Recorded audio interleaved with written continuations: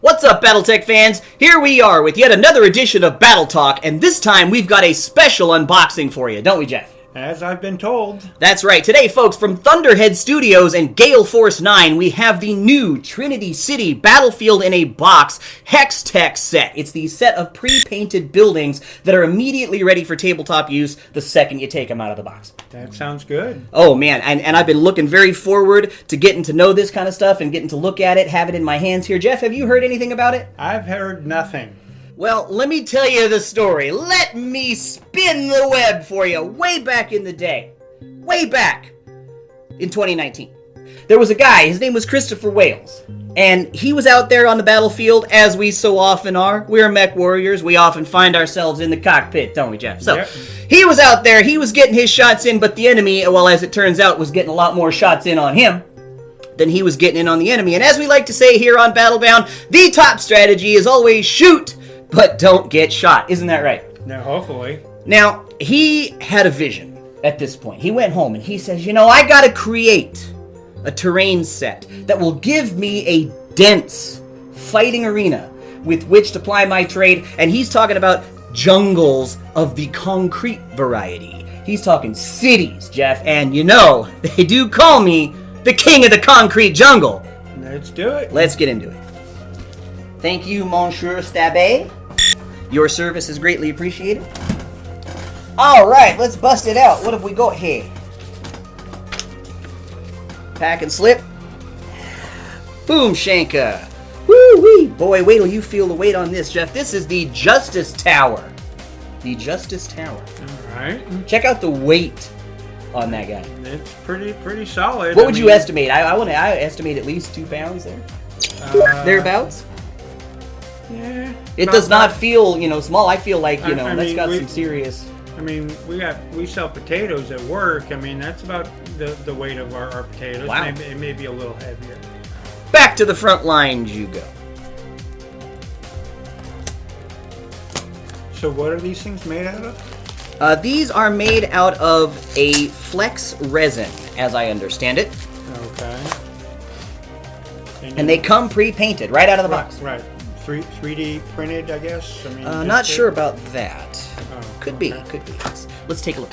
All right, here we go. Let's have a look at this. The Justice Tower. Now, there's something I want you to pay close attention to here, Jeff. Flip it over. You feel that? Put your fingers on that. What is that?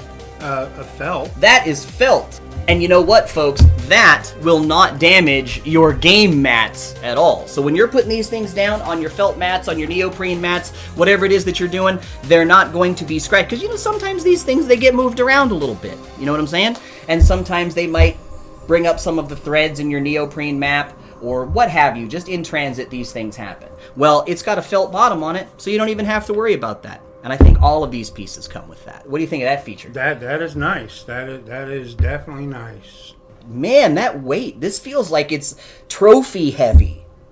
Like this almost feels like it would be its own award. Like if there was a plaque on it, it would not feel out of place. Like, Best City Fighter 2023. Right there. Now, here's something else that's kind of nifty about these. See, this doesn't just come static like that. This bad boy right here is a hex base for that, and it's in the correct scale, the 1.25 inch scale. So what you can do is take your building, place it in there, and boom. Now it's ready for hex play. You see what I'm saying? Ah, yes. Okay. So if you're playing gridded, as we often do, right, then you could use it for that. But because we have, and this was actually a key thing that I was worried about, is that we have those 1.75 inch hexes on the HOTS mat that we use for the show. Right. And if this all came with a hex base that was just permanently attached to the bottom, that I would be off scale, and it would just have to be one of those things where we all just kind of looked sideways and pretended we didn't notice. Right. But with this, I can be like, boop, boop, boop, boop. Just whatever I want to do. Like if we're playing on the neoprene mats, for example, and we want some buildings, boom. If we're playing on the other, and, it's got this felt bottom. So you stick it on there, doesn't hurt to... Definitely. All right, and here we are pulling out the Condo, These boxes are very sturdy cardboard. Let me just say that. These are hardy. Like, if you dropped it, I would only expect maybe the corner to get the tiniest of dents. But anyway, I thought, straight up, folks, that this was going to be like the paint job quality on the old HeroClix miniatures, and I was going to be totally okay with that. Like, I was, you know what? It's still a pull it out, put it on the table right then and there. I mean, how can you complain about that? And besides, you can always take weathering effects if it's, you know, not to your liking, and make it look like the building has seen a few seasons. But this, you looking at it, like, these lines, for the most part, look pretty darn crisp. Yeah. Let's see if that translates to these. So go ahead and take a look at that one. What do we got there? We got one of the condos there. This one looks like it's going to come out a little bit easier than that one did. So here we go. What do you think? You hand me that one. And you know what? These look like they're dry brushed. They look like they've had After Effects on them. Like somebody went through and went... Like, it doesn't look like these just went through an assembly line on to the next. Like, it looks like somebody went through and painted these, you know... Yeah. Which I kind of like. Honestly, that adds kind of like gravitas to the whole thing, don't you think? Yeah. I certainly like the futuristic style of them. Oh, for sure. And again, we got the felt bottom on there, and this is still pretty weighty. Look at the detail. Like, you can see the... Air conditioning units? Air conditioning units and the pipes and electrical boxes up there that feed them. Yeah, see what I mean about the dry brushing? How it looks like it's been dry brushed? That looks like stucco. Is what that looks like to me. So that makes it, that just adds that little extra level of realism. Yeah. Oh yeah, definitely. To the whole thing, because it looks like I say, it looks like stucco. And I had considered doing something like that, putting like basing material on buildings and then painting over it, and it would look like that. But that is a much simpler effect. And of course, it also comes with the little bases here. So if you want to play it on a neoprene mat or what have you, same gimmick in the little chevron style there. So yeah, if you want to play these guys on gridded, easy peasy lemon squeezy. We got 2 estates in this one. And again, like I say, this is a twofer. There you go. What do you think of that? Oh, wow. You take a look at that while I get the other one up. And I mean, now if you came to somebody's game and you saw these kind of things on the table, how would that make you feel about the game you were fixing to sit down and play? Dude, that just, you know... Elevates it, doesn't it? Definitely.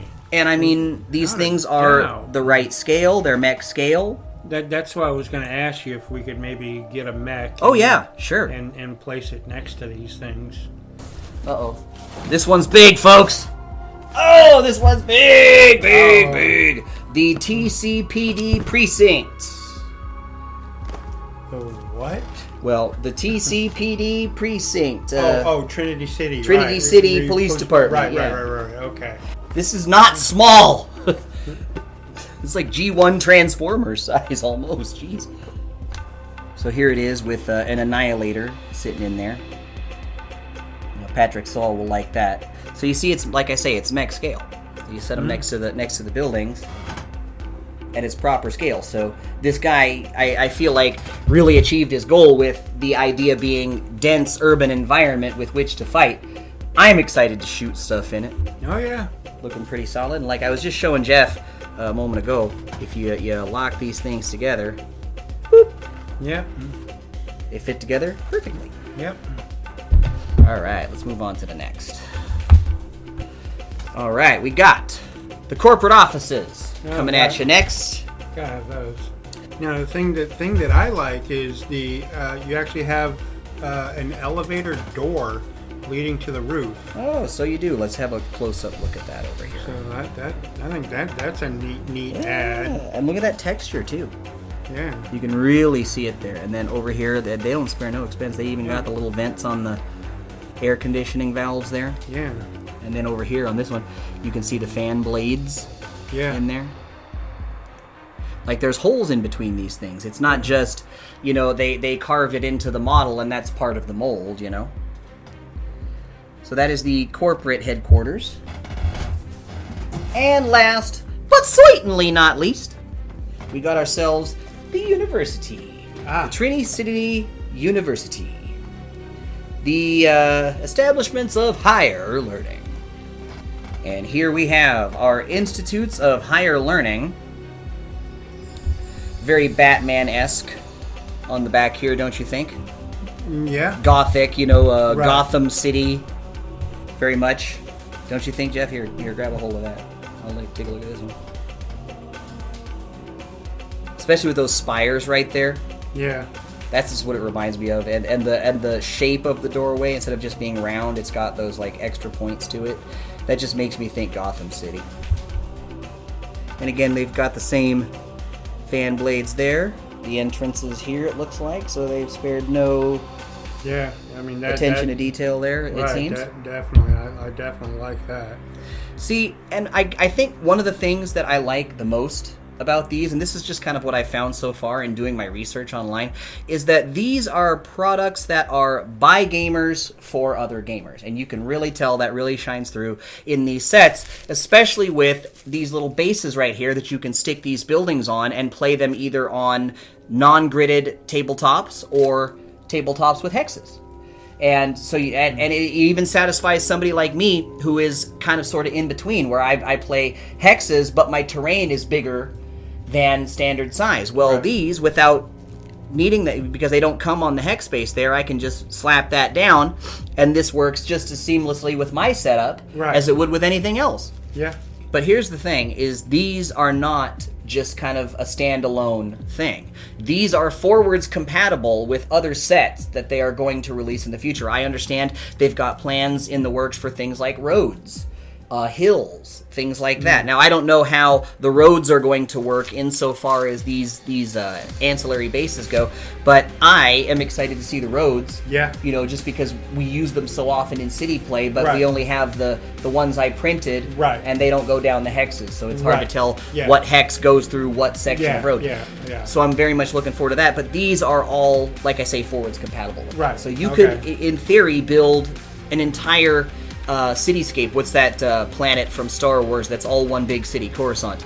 And you could build like an entire map sheet if that's what you wanted to do, that was just nothing but this and streets and things like that, and nothing else if that's what you wanted to do. That would be pretty sweet. So all in all, I'd say that this stuff is impressive, and I tell you, Jeff, it could not have come at a more opportune time for the show, because as you know, I've been wanting to upgrade my on-the-go terrain game for Season 5 for a hot minute. And I had this stuff on my radar. I've known it existed. I've been putting together options for a while. I've been waiting for this to drop so I can see reviews. I didn't realize I was going to be giving a review. So my review is 5 stars. I think these are fantastic, especially at that price point. Jeff, what do you think? Definitely. Nothing stops us from being a 5-star. Alright, Battletech fans, that concludes this particular episode of Battle Talk. Want to throw a special shout out here to Thunderhead Studios and Gale Force 9 for throwing us all of this great terrain that we're going to throw onto our tabletop just as soon as our next game. Folks, if you like what you've seen so far, do us a big favor, hit that subscribe bell down there and turn on all notifications so you can find out exactly where Battlebound is going to turn up next. We also want to thank our sponsors, Ares Games and Miniatures and Fortress Miniatures and Games, the links for which you can find down there in the description. Our Patreon is live now with $1 and $5 tiers, so stop on by at patreon.com/battlebound and help a small YouTube channel continue to grow, continue to make memories, and not just tell war stories, but tell your stories. For myself and my co-broadcaster Jeff Snyder, I'm Tuck Davian for Battle Talk, and we'll see you next time right here on the Space Lanes.